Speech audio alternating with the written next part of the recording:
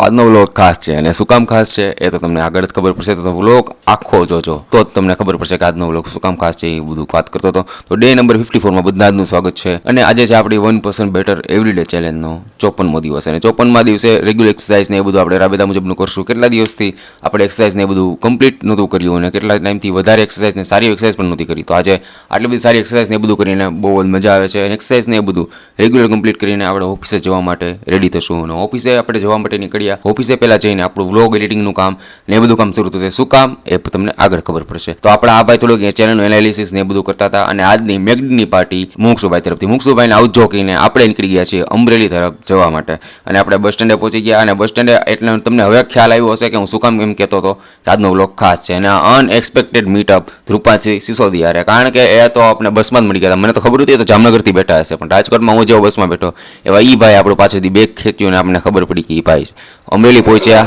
લાંબી કસમકસ પછી આપણે ફાઇનલી 8:30 અત્યારે પોણા થઈ ગયા 8:30 આપણે અમરેલી પહોંચ્યા. મિત્રોની બધા રહેવા આવ્યા હતા. પાછા આપણે બહાર જશું પહેલા ચા બનાવી લઈ, ચા પી લઈ અને ત્યારબાદ ક્લાસે ને બધા ગયા હતા અને આ મિતભાઈના ઘરનું જે ડેકોરેશન ને એ બધું હતું બહુ જ જે મસ્ત જે આખું સ્નોમાં જે બેઠાડ્યા હોય ને બાપાને એ રીતનું આખું વસ્તુ.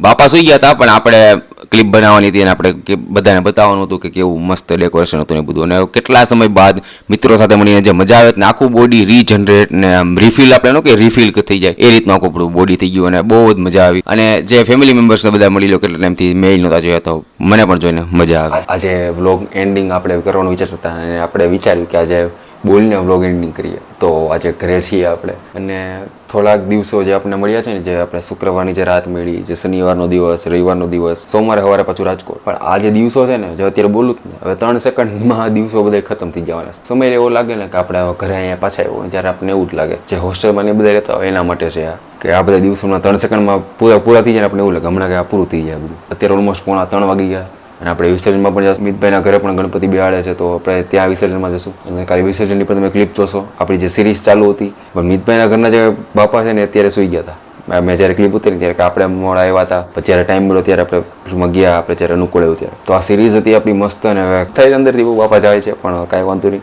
આવતા વર્ષે જલ્દી વહેલા આવે અને સારી વાઇબ્સ અને હજી સારી આપણા આશીર્વાદ લઈને આવે. મારી ઈચ્છા અને એવી એક અંદરથી ભાવના રજૂ કરું. તો બસ આજમાં જ આટલું જ. Let's make tomorrow better than today. એ માતાજી લખતા જજો. ગણપતિ બાપા મોરિયા બોલતા જજો.